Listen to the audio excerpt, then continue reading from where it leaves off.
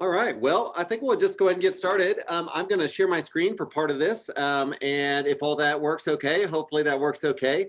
And if other folks can join us, that'll be great. Tonight, we want to share with you some of the possibilities for what the next steps might be in our worship center. As you know, we started worshiping online just over 2 years ago. We were forced into it. And we found ourselves through ups and downs and all around. Some Sundays we've had nothing.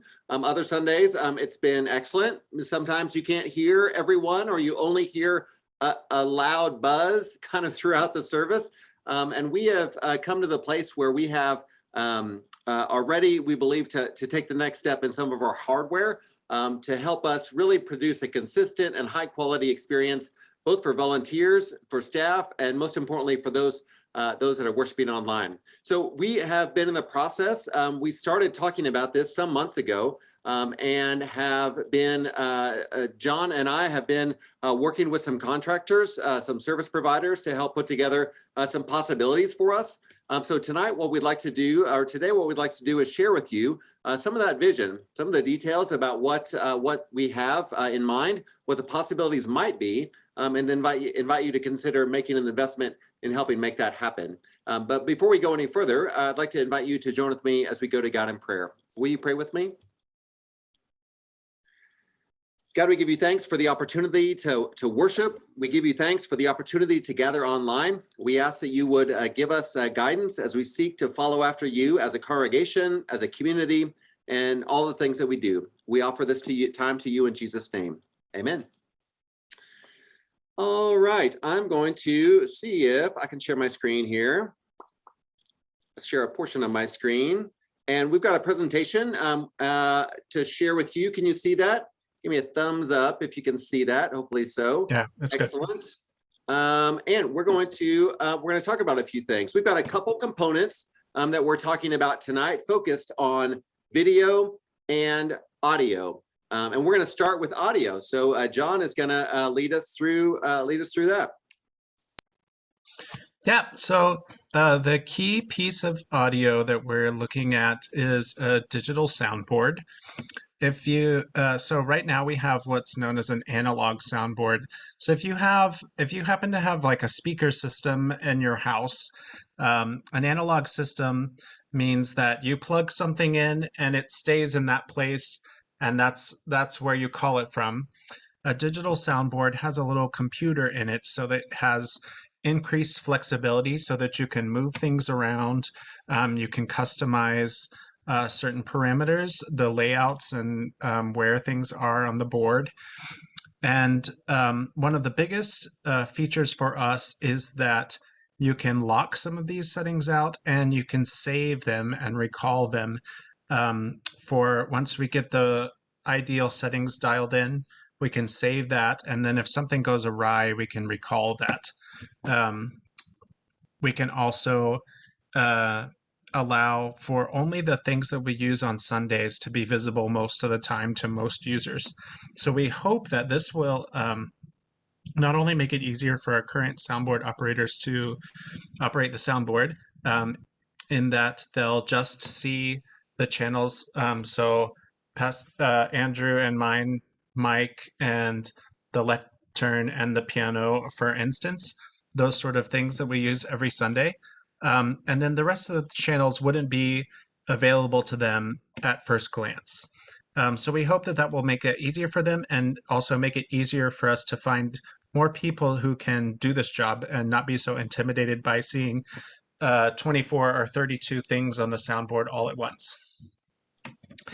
The other thing that it does is make it easier for us to mix the audio for our live stream, which has been quite the challenge. It's super easy on these new boards just to press the button that you want to mix for a dedicated an output that's different from what you hear when you're in the sanctuary in person. And so to be able to push that button and mix that audio and listen in, we hope will give us a lot more improved sound on our live stream. So let's go to the next slide, Andrew, which I think is a picture. Yes, so this is a picture of the soundboard that we're looking at. It's by a British company called Allen and Heath.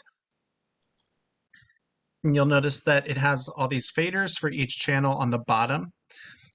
And then the instead of what, if you're familiar with what our soundboard looks like now, it has, you adjust the parameters. There are more knobs for every channel up above the faders. This condenses all of that into one place. And it also has some really cool shortcut buttons that allow us to put certain features that might take a little digging to find on the touchscreen onto one button. And those are those buttons up the gray buttons up the right side there. So for example, if we wanted to start recording, which is another great feature of these boards, they can record to a USB drive or record to a computer, so that if something goes awry with the sound and we need to fix the video that we put up every week, then we can do that. And it also enables us to do things like record a choir practice for people who wouldn't be there on Wednesday. They could still attend practice on their own, or record a bell performance, or something like that.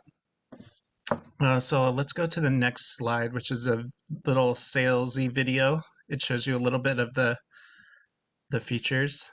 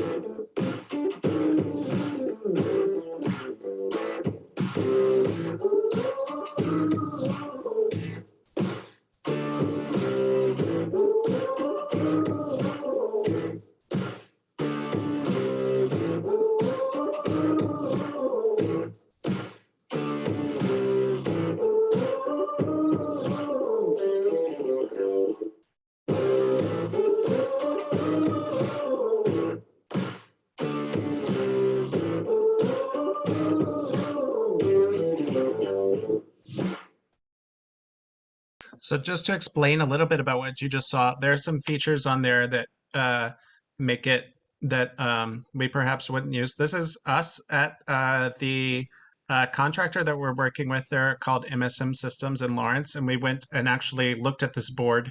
The board on the left is a slightly smaller version. It just has fewer inputs, but it's the same architecture that we're looking at, and then comparing it to a different board by Yamaha. The soft keys and soft rotaries that they highlighted in that video were the shortcut buttons that I was telling you about. And then when it said custom layers on the screen, when they were punching the different buttons and the faders were going up, that's how you can adjust what is seen on the board so that the operator is only seeing what they need, or we have a layer where I might tweak something, or somebody who's more experienced might make some adjustments. So that's the soundboard. Anybody? I guess we could take questions about the soundboard. Maybe that would make sense.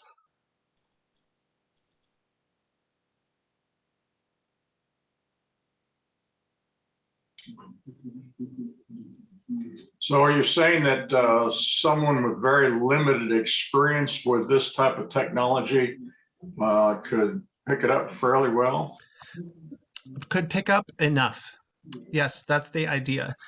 So that we sort of put things in different boxes, so to speak, so that we can adjust. It has tons of functionality. It can adjust so many parameters of each channel, but we hope, and the company is going to help us set it up as much as is in the space when they come. So we would need to learn how to set it up if we added something later on, of course. But they're going to help us set it up. So we hope that most of those parameters will be in a usable state from the beginning. And then we lock your average person out of that stuff, so that the main thing we need from a person on Sunday morning is to come in and unmute a microphone and make sure it's loud enough, so that the main things that you would be adjusting if you were working on sound on a Sunday morning are just coming in and pushing up the faders if it's too soft, and turning off the microphone. So yeah, it has a ton of power, but it also has the flexibility to confine that power, which is just a good thing.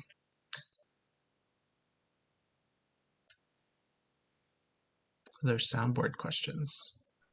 Seemed to me just the fact of being able to hear what's going out online would be so much help, so we know what people are hearing. Yes, we can do that with our current soundboard. It's a little less intuitive, and to get there. Okay, let's go on, and I can certainly come back if we have more questions. The next stage are to put in some hanging microphones into the space. And so these would be hanging from the ceiling. They're mics that are made for picking up things like choirs. And so let's go on to the next slide just so I can show. So our plan is to put 6 of these into the space. You'll see that the little green lines, I'm really good at drawing. I don't know if you can tell from this picture, but these very straight uniform green lines are where we would put some microphones in the front to pick up the choir. You'll see actually, if you look in the pew, that currently we have to set up these mic stands with mics every Sunday. And our mics that we're using are kind of expensive. They're $400 a piece. So we have to take them down and put them up every Sunday. And this Sunday, I actually kicked one on my way out to conduct the choir, which resulted in bad placement and I'm sure a big thump on the live stream. So that would enable us to have less setup on Sunday morning in picking up the choir. And it's also because the setup is always going to be the same, the audio parameters are going to always be the same. So right now, depending on how close you put the microphone, you have to adjust the volume every week. So this way, because they'll be set and uniform every week, you won't have to do that. So our plan is to put 2 mics sort of in the vicinity of where the green lines are to pick up the choir, 2 mics where the blue lines are to amplify the handbells, and some further back over the pews to pick up the congregation. And those of you that worship online know that when we're singing hymns, all you hear is my voice. And I promise that I'm not the only one singing in the sanctuary. So we want to pick up some more sound and make people feel like they're more of a part of the congregation instead of just watching me sing, feel like they're more participatory. So I think we can go. Oh, and let's go to the next slide. Oh, I'm sorry, Donna. John, would we be able to sell the microphones, the existing microphones, or would they take them for a trade-in? The microphones that we use, we want to keep those around. Okay, because you might want to move them to another room, I suppose. They're very portable. Yeah, they're like the size of a small flashlight. Yeah. Okay. So if we had somebody playing guitar or something, that we can use that to mic a guitar or something else. So yeah, those particular, we don't have that many of them, which is another reason why this makes sense, because we only have 3. So if we want to mic the choir and the handbells, we're already short one in your ideal miking scenario. So we would keep them around to use for things like that. Now, John, will you add a piano mic? Yes, so that's the next step. Let's go ahead and look at that. So this is our current way we amplify the piano. You can see on the left-hand side that's sort of Velcroed under the pedal mechanism is the place where it plugs in. And then if you look on the right, in between the black beams is a piece of tape. And that's where the piano pickup are these little electrodes that go under the piece of wood, and there are 3 of them total, but you can see the one that's under there. The wire is taped to the black beam, and then just beyond that it's taped against the soundboard. So you're getting sound vibrations that are coming through the wood, and for my ears, it's a little bit shallow. The sound of the piano on through the microphones, it's a little bit tinny. So we're looking at some small microphones that look like this. That would they have a little magnet on that mount there, and so they can go inside the piano. You can close the lid and they still work. You can open the lid. You can readjust them. They're very tiny, but they would add some warmth and depth to that sound, to make the piano sound more like it does in the space. So that is all of the audio components. Questions?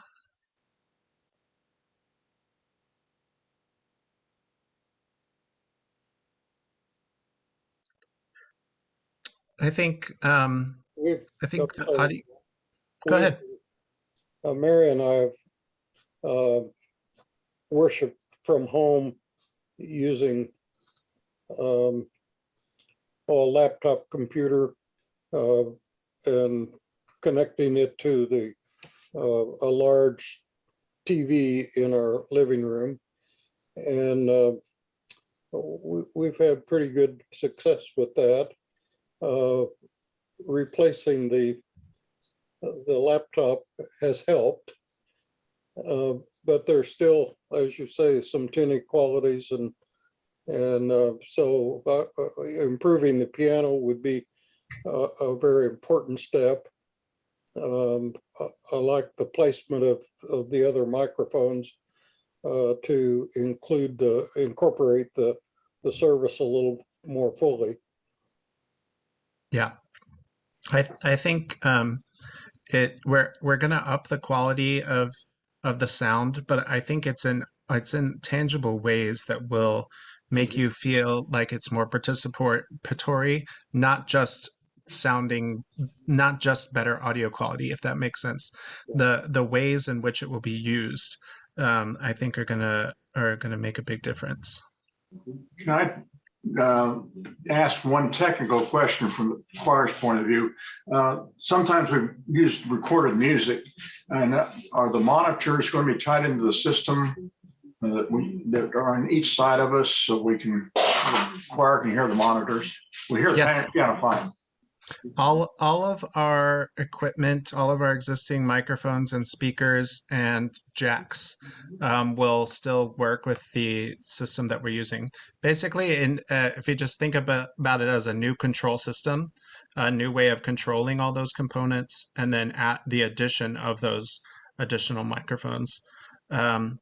This monitor actually has 12 outputs for monitoring, for things like monitors and things like our live stream, whereas our current board has 4, I think. So it gives us more flexibility for doing those things.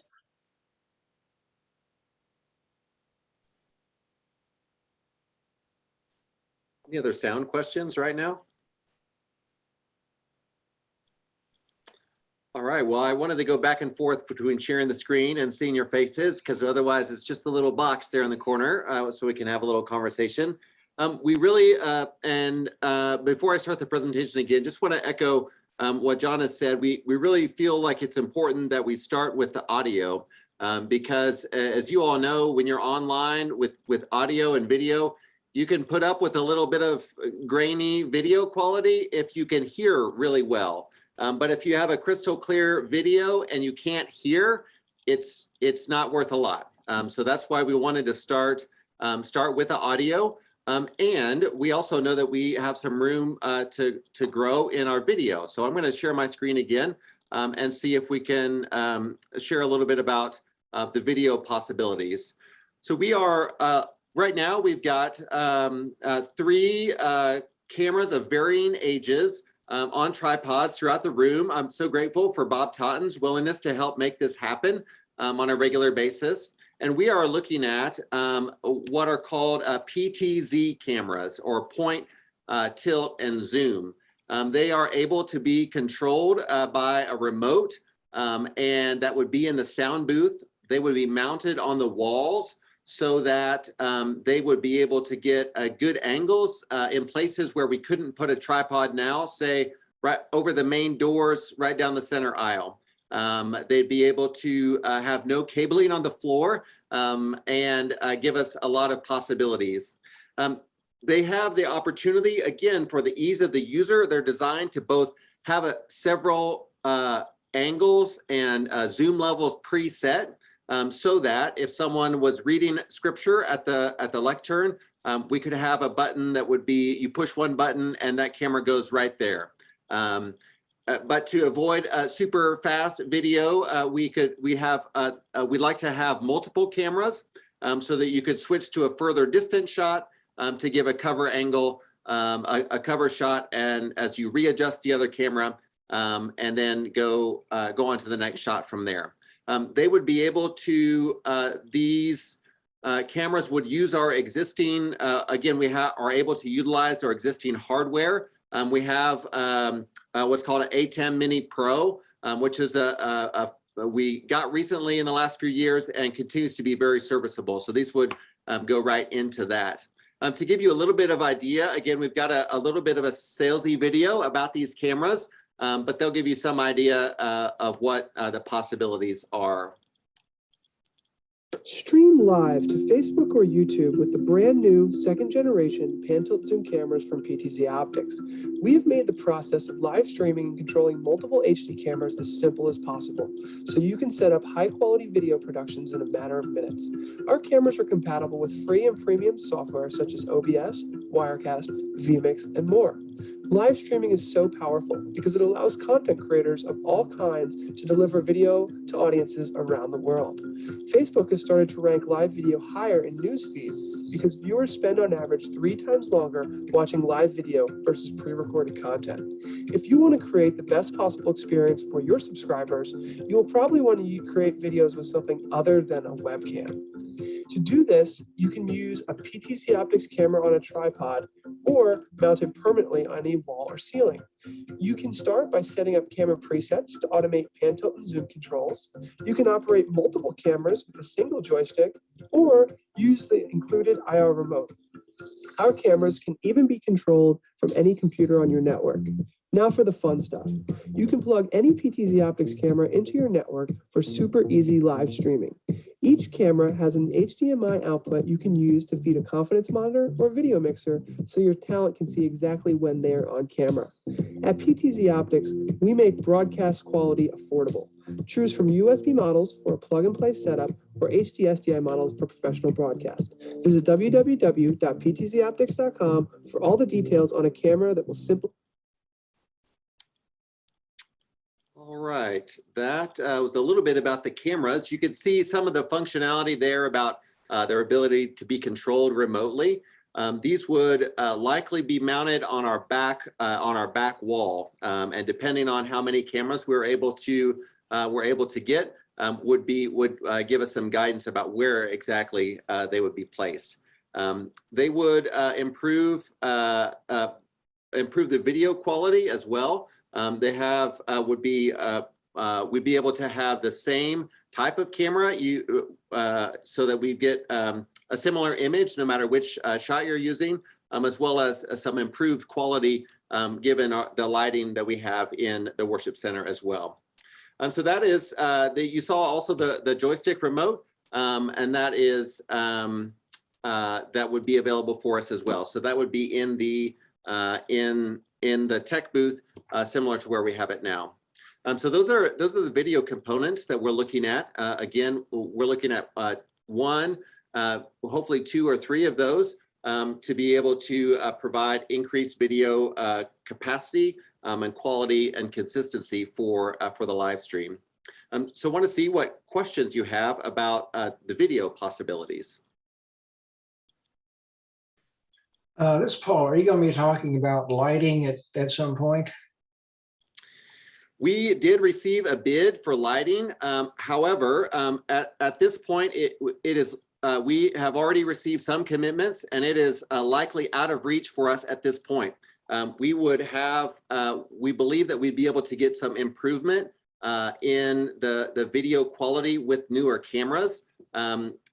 increased lighting would help us go further. And the reality of where we're at fundraising wise, it probably puts that out of reach at this time. I was curious because sometimes when you're giving the sermon, there's one camera angle that leaves your face in a lot of shadows. Yes, we do have some challenges with that. We certainly would be able to explore possibilities. The first proposal that they included for us was double the rest of the components. So depending on how fundraising goes, we can certainly see what might be possible, but not what they initially proposed, likely. So to be determined. Norm.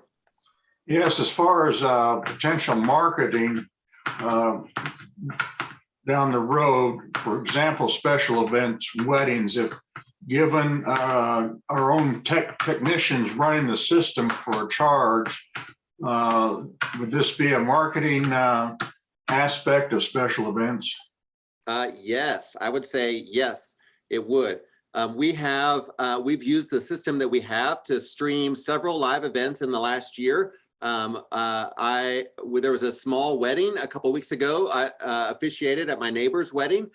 They had 5 people there in person, and over 150 people joined online, as well as our preschool graduation last year and their Christmas program more recently. Both of those had no one in attendance there in person. So the opportunity to be able to share with parents and grandparents was really powerful. And those 3 events are our most viewed videos on our YouTube channel. Yes, certainly the possibilities to be able to invite people into the worship space through special events like that can be really powerful. So we'd use it every chance that we got. Certainly would make it easier to be able to offer to our other programs that use the building, as well as to couples or families, if that may be appropriate for a wedding or even a funeral, perhaps. We'd have that capability. Now, that's what I was thinking about, was the funeral possibility of using it for funerals. If we get into more pandemic kinds of things, when we don't want people gathered, that could include family and friends very nicely. Yeah, absolutely. Must add, I know that I participated in a couple of funerals, and I know Andrew used it as what I call something in his back pocket, when he could say, besides what we're going to do for your funeral, we can also stream it. People who couldn't come participated. I don't know the analytics, meaning how many people watched, but it's kind of one of those things as a pastor, you can say, and we can do this. I don't think you charge anything extra for that, and you probably wouldn't. I think it's something that we just should do, but it gives something extra. But it could be offered as a recording. Absolutely, yeah. And in those ones that we've offered with Bob, that Bob has live streamed for us, we were able to edit those just slightly and make them available as well. Other questions about the video? All right, well, I want to share what the possibilities are to help make this happen. We have organized a number of fundraising benchmarks. So what you'll see here in this chart on the left-hand side is the left column is here's the priority that we'd like to address. You'll see in the center column, here's how much that particular priority costs. And then on the right-hand column, you'll see the cumulative cost. We are the digital soundboard and system tuning. They would not only bring in a new soundboard, but help us adjust the levels of our current equipment so we can really dial in the very best possible sound with those components. That's $6,000. The hanging microphones and piano microphones as a next level would be $8,000. A lot of that cost was involved with, as you imagine, getting up to our ceiling, involving a lift and a lot of labor cost associated with that. In addition to the cabling, we don't have existing cabling there now, and some of that labor would go into that cost for that component. We have a new camera system. This would be for 2 point, tilt, and zoom cameras. Would involve the cabling, the remote that would go with that. All the components to make that happen would be $9,000. And then we could add an additional camera, point, tilt, zoom camera for $2,000. Looking at a cumulative project cost for all of that, right at $25,000. Now, how would we make that happen? It is possible through your generosity. We've already received a number of contributions to this project, and I want to share with you where we are so far. So this is a chart of what dollars and contributions we would need in order to reach that $25,000 goal. On the left-hand side, you'll see the gift amount, and the second column, the total number of gifts needed. This is how many gifts of this dollar amount would we need to be able to reach our goal. The number of gifts still needed. This is the number of gifts at that level that we need to receive to reach our goal. The row total, and then again, the cumulative total. You'll see here that we've already received a number of our lead commitments, $5,000, $3,000, and two $2,500 commitments or contributions. We are looking for contributions still remaining of one $1,500, three $1,000 gifts, four $500 gifts, and four $250 gifts. And that would help us reach our goal. So that's how we believe we can get from where we are to getting this project put together. And we'd like to invite you to consider that. I do have some questions that people have asked, and I just want to share with you some of those questions and responses. Some people say, well, how will this impact my giving to the church? I've already made a commitment. How do I make sense of that? And we're inviting you to make a commitment above and beyond your giving to our ministry funding plan or our annual operating budget. It's important that you don't decrease what you're already giving to our operating budget. That would have a negative impact on our day-to-day ministry. And yet we believe that some people may be able to help make this possible. So if you're thinking about decreasing your regular annual giving to give to this, don't do it. It's okay. We'll go as far as we can. But if you're perhaps in the place where you might be able to go above and beyond, we'd invite you to do that. Some people are wondering, well, when and how do I make that contribution? If it feels like this is something that makes sense for me and my household, we're inviting you to make your contributions as soon as you're able. We can receive those in the Church Center app or online. If you have given online in the past, you can select now Worship Center 2022 as an option. If you prefer to write a check, just be sure to write Worship Center 2022 in the memo line. When we come to place the order, it'll be 50% down, and then the remainder upon project completion, and a last portion once they check off all the punch list to complete those items. Well, if we raised all these funds, what happens if we get more than that? So we've got a goal of $25,000. If we go beyond that dollar amount, or if we get less than that dollar amount. If we get less, we're going to go in that priority order as we have that listed: audio with a soundboard, hanging mics, and then video cameras as far as we can go on that. If we receive beyond this, our plan is to utilize all of these funds this year toward audio and video improvements in our worship center. We would likely, Dr. John and I would work with the contractor to see, are there other components that we might be able to address in our existing system where that could give us the most bang for our buck at that point. We would look at what the possibilities are and then do our best to communicate with everyone that's contributed to say, if we go beyond that $25,000, here's where we're planning to utilize those funds. But we're committed to making that audio and video improvements in the worship center this year. So we're not going to save it up for another time. We really feel like this is an opportunity to make something happen this year. And then when will the work be completed? Well, this is impacted by the global supply chain, as many of things are. If you've ordered, I don't know, who knows what you may have ordered that may have come in later than expected. The soundboard that we looked at a couple weeks ago was back ordered 6 months out. And it's uncertain if what we actually order was different than that, or how the stock may change, or they didn't have information on the cameras available for us then, but we'd anticipate that the work would be complete by the fall of 2022. So this gives us an opportunity to make commitments, have those contributions, receive those funds, and then when the project is completed, be 100% debt-free. So we're hopeful for that, and would look to have the project completed sometime this fall. So that is the what we have for you. Would like to invite you to consider giving. Again, you can give online. You can give with a check, and I just want to share a couple of stories with you about why we're doing this. Shortly after we started worshiping online, I got an email from someone who's been connected with the congregation in the past, but what he said in the email was, he said, I have been a caregiver for my spouse and I've been unable to attend worship. And now that we have worship online, I can worship again.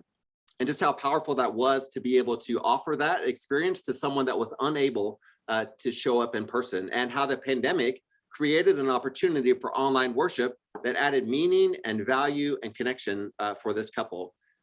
Also, I've heard of someone in our congregation whose sibling lives out of state, and they have found a place of connection and regular worship with us online, as well as some of our members who have moved away continue to find connection and meaning here at Susanna Wesley. It's something that we wouldn't have been able to do some years ago, and now just begin to consider what God might do through us as we look to the future. This is in addition to the regular folks like yourselves and others in our congregation that are able to worship online when they're sick, when they're traveling, as well as people who might check us out for the very first time. So I'm just really grateful for the possibilities, and I'm excited for the future. I want to make sure that we answer all your questions that you have before we get ready to wrap up. So, Norm.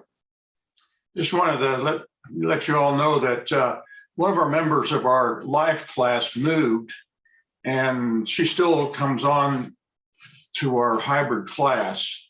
And I think it was really important for her in her transition to a new place and trying to find a new congregation, a new network, and able to stay engaged with us and people in our congregation being able to stay engaged with her. So it's been, I think, a real rewarding to have that option through our hybrid classes in the life class. Thank you, Norm. Does this include all of the installation and then some training also, Andrew? Yes, it does. All of the installation, the extras like cabling and any kind of those pieces like that, those are included in the bid that we received. It would also include a couple hours of training, at least some kind of system tuning to get the details down, and then also their team would be able to spend some time with certainly John and myself, as well as other volunteers. Some of our regular volunteers, as well as hopefully an opportunity for new people to get involved in these volunteer roles. So yes, the extras, installation, and training would be included. Pastor Andrew, would it be possible to designate some of the memorial funds for this? That's a good question. So. We have, as you may know, we have been in the practice, at least during my time here and for some time past, of when we receive memorial contributions that they get placed in our endowment fund. We have not utilized those funds to this point. We have started the conversation in finance and trustees about reinvigorating that team to take a look at that, so that we both invite people to give as well as utilize those funds. Possibly, I'm not certain. We haven't used those funds since I've been here, and this may be an appropriate place for them, but certainly would require some broader consideration. Okay. Jeannie and Paul. Is there an ongoing service contract involved with this equipment? There is not. There's not an ongoing cost. This is a purchase. Some of our, it would be a one shot purchase, installation and training. We would have certainly the opportunity to I think the opportunities going forward is a relationship with the folks that would install it, so that if something breaks in the future, if we have a need to train some new group of folks, if we have different mix of instruments or vocalists that we could use some really professional assistance to help tune the board, that they'd be available for us. They've already helped troubleshoot some of our challenges so far. We've made some we made some progress in audio, not what it was 6 months ago, and again, some more room to grow. That's a long answer to your question. No ongoing contract, but certainly the possibility of an ongoing relationship. This equipment would come with a warranty of some kind, would it not? Yes, likely. I don't know, John, if you have that information. I'm not certain what that is off the top of my head. Usually the way it would work is that the individual components would have their own warranties.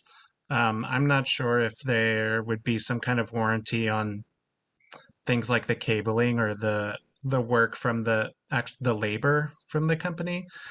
But usually like the cameras, those types of technology things usually have like a year or three. Like you would get on like a laptop or something that you would buy.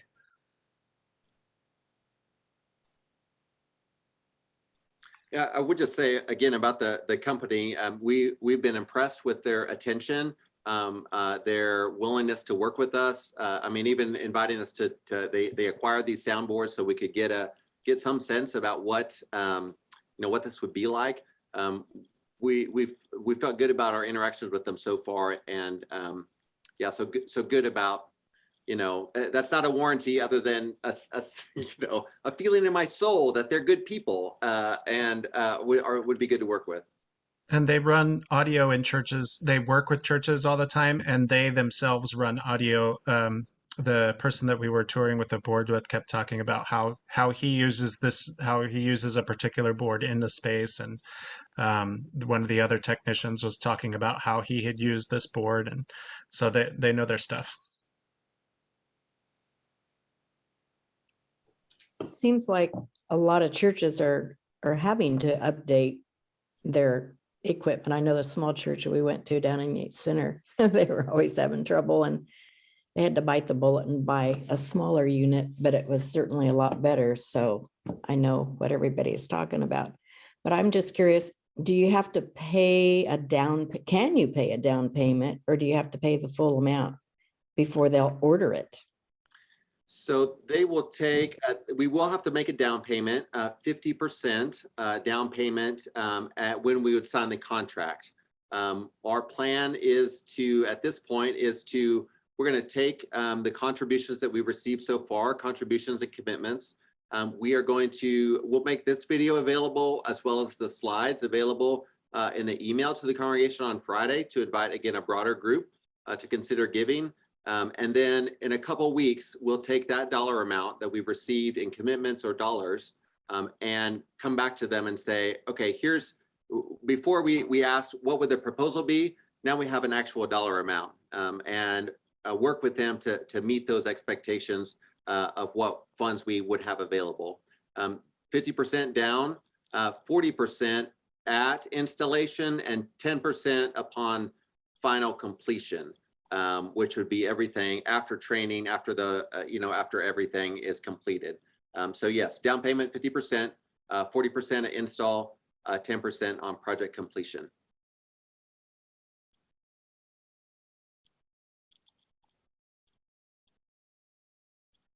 Other questions? Well, I'm coming back to the memorial fund again, but if it were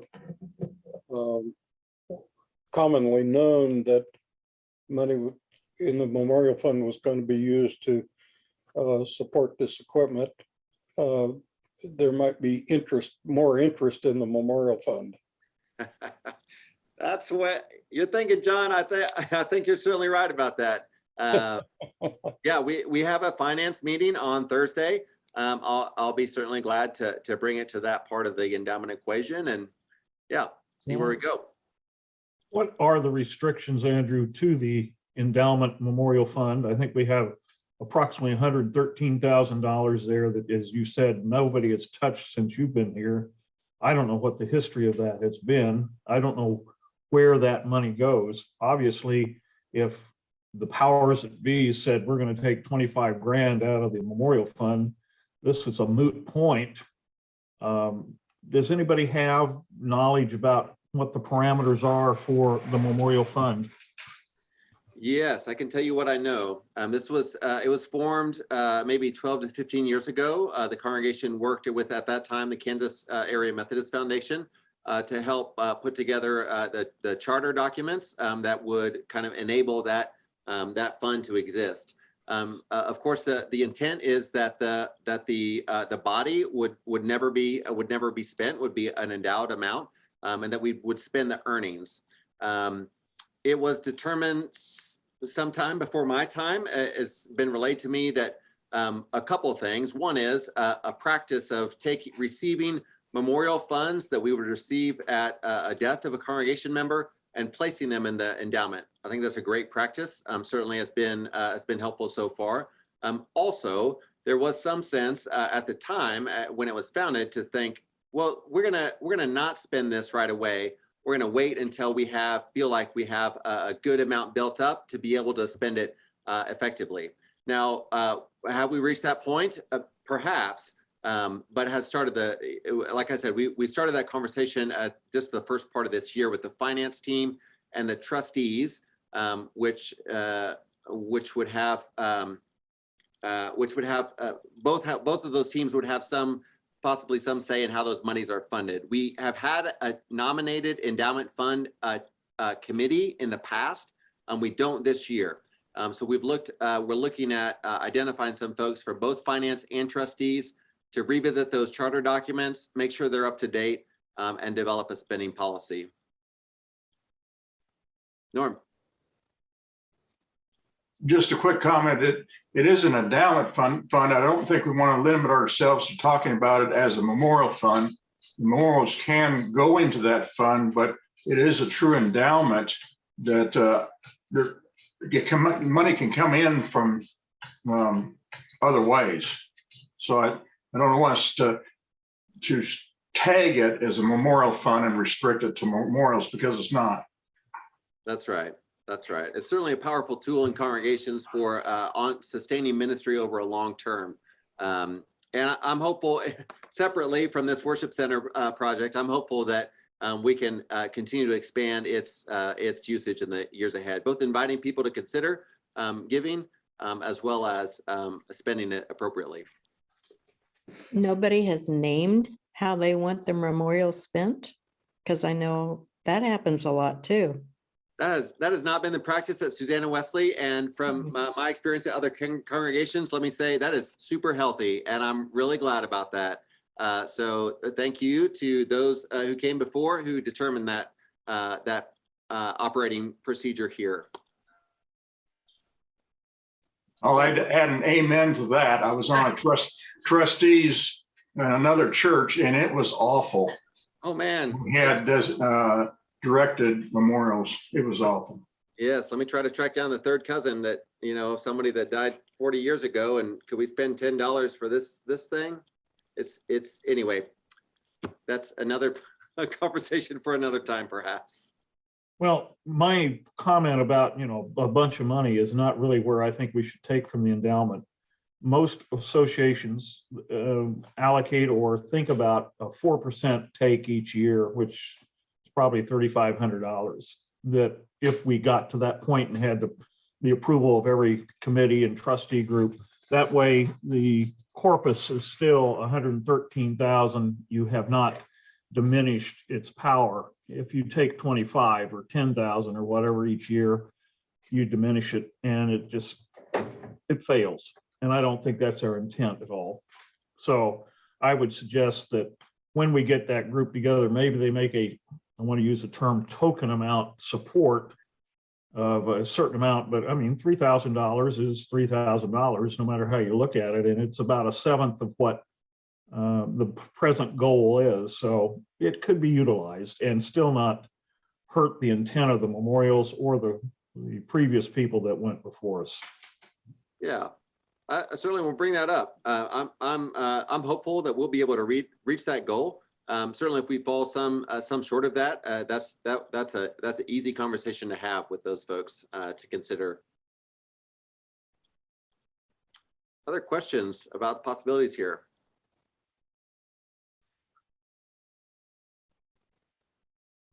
All right, again, I'm really grateful for your time. You are here tonight, but also your presence and your questions are asked on behalf of all those who will see the recording. So there's several people who responded to me today that said, you know, I'm not going to be able to make it tonight, but I'd love to hear more about it. So we'll be putting this video together. We'll share it along with the presentation in our email on Friday, and we'll invite you to give. And most importantly, just invite you to pray and ask God, Lord, what would you do through me? We all have the opportunities to be used by God in a variety of ways. And this is an opportunity, I believe, for our congregation to help us take the next step in what we're able to share online to people that have been connected for a long time, to people that may just be curious about what God's love is. And so most importantly, I invite you to consider, how might God use me and the resources that I have to be about God's work through Suzanne and Wesley. So I'm really grateful for your time tonight. I'm going to invite us to join with me in prayer as we close today. Will you pray with me? God, you have been faithful to us in the past, and we praise you for your goodness and your love. We confess that we don't always follow you, and we need your forgiveness, and so we ask for it. God, thank you for the people of Suzanne and Wesley, for all those that have come before, for those that are connected with us today, and for all those that may come to know and hear the good news of your Son, Jesus Christ, through the people, through the presence of this congregation, both in person and online. God, as we consider possibilities for the future, give us wisdom and clarity that you might use us to be about your work in our community and beyond. We offer all of these things to you. In Jesus' name, amen.